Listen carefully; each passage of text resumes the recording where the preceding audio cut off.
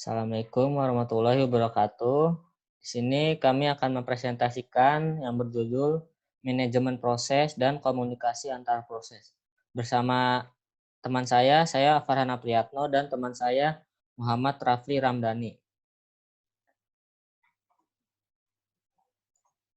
Di sini ada pengertian manajemen proses dalam sistem operasi, yaitu proses adalah suatu program yang sedang dieksekusi melalui perintah atau piranti masukan. Begitupun program adalah kumpulan instruksi yang ditulis ke dalam bahasa yang mudah dimengerti oleh sistem operasi. Proses juga memerlukan sumber daya untuk menyelesaikan tugasnya dalam mengeksekusi beberapa perintah. Sumber daya tersebut bisa seperti CPU, berkas-berkas, alamat memori, dan perangkat keras, masukan atau output. Berikutnya ada manajemen proses sistem operasi. Di sini gambarnya seperti ini. Ada new, ready, running, terus terminate, waiting. Berikutnya, apa yang dimaksud dengan manajemen proses?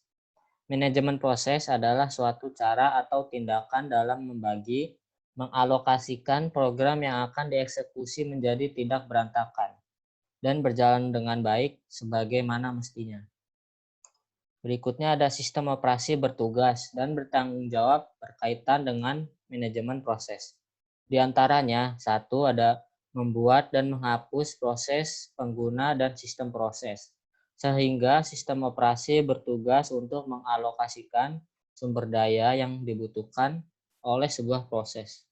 Dan kemudian mengambil sumber daya itu kembali setelah proses tersebut selesai dengan tujuan agar dapat digunakan untuk proses lainnya.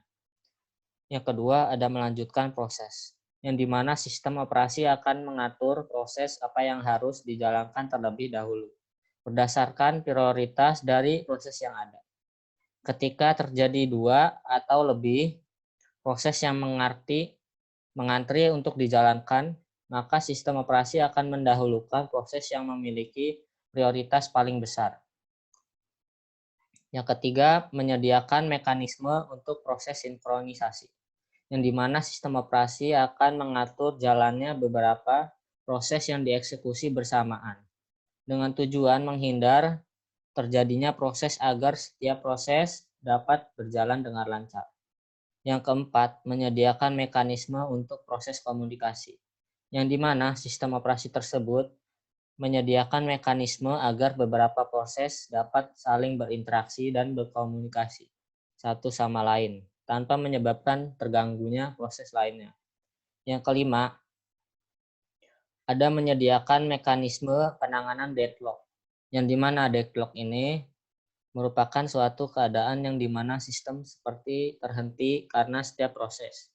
Setiap proses memiliki sumber daya yang tidak bisa dibagi dan menunggu untuk mendapatkan sumber daya yang dimiliki oleh proses lainnya.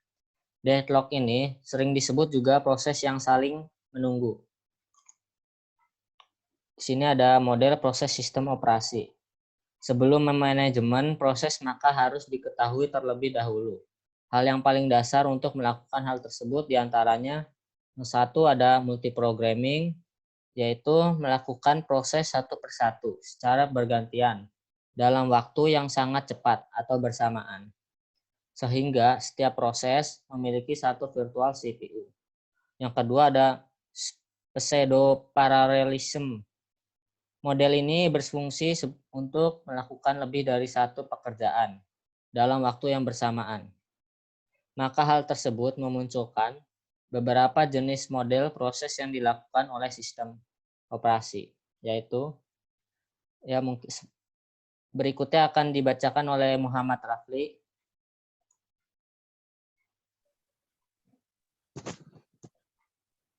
Oke, selanjutnya di sini ada proses serentak. Satu, dalam proses serentak ini maka prosesor akan menghadapi banyak tugas dan proses sehingga terdapat beberapa istilah di antaranya. Satu, multiprogramming adalah sistem yang menjalankan lebih dari satu program sekaligus dalam waktu bersamaan. Dua, multitasking adalah menyiapkan beberapa program bagian untuk diolah oleh prosesor, tetapi belum sempat dijadwalkan untuk dijalankan oleh prosesor. Next. Yang ketiga, multiprocessing adalah sejumlah tugas yang telah dijadwalkan untuk dijalankan oleh prosesor. Yang keempat, multiplexing adalah pertukaran kendali dalam selang waktu terpisah-pisah. Oke, selanjutnya ada status proses. 1. Pemanggilan proses oleh proses lain disebut dengan paralel. Sistem operasi tersebut menyediakan apa yang dibutuhkan oleh proses dan umumnya proses diciptakan dan dihilangkan selama operasi berlangsung. 1. Di sini ada create dan destroy proses. Create dan destroy proses yaitu sistem operasi yang mendukung konsep proses dan harus menyediakan suatu cara untuk membuat proses dan menghilangkan proses tersebut. Yang kedua, fork system call. Fork system call yaitu mekanisme untuk membuat proses yang identik dengan proses yang memanggilnya. Yang ketiga, proses penjadwalan. Proses penjadwalan ini digunakan untuk pengaturan eksekusi proses, sehingga proses yang dijalankan oleh sistem operasi memiliki 3 jenis keadaan status proses, yakni yang pertama, ada running. Dalam proses running atau menjalankan program, maka dibutuhkan atau menggunakan CPU pada saat eksekusi berlangsung. Yang kedua, ada blockade.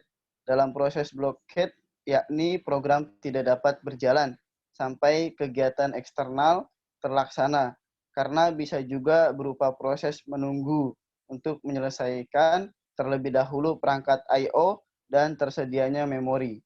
Yang ketiga ada ready. Dalam proses ini siap dikerjakan, tetapi menunggu giliran dengan proses lain yang sedang dikerjakan. Next. Selanjutnya ada implementasi proses. Untuk mengimplementasikan model proses, maka sistem operasi menggunakan suatu tabel atau juga array yang disebut juga tabel proses dengan satu entry per proses. Maka setiap entry tersebut berisi tentang status proses, program counter, stack pointer, alokasi memori, status file, informasi penjadwalan, dan yang lainnya.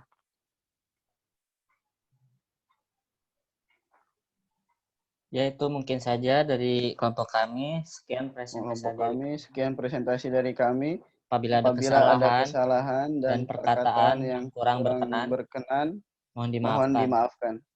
Wassalamualaikum Assalamualaikum warahmatullahi wabarakatuh.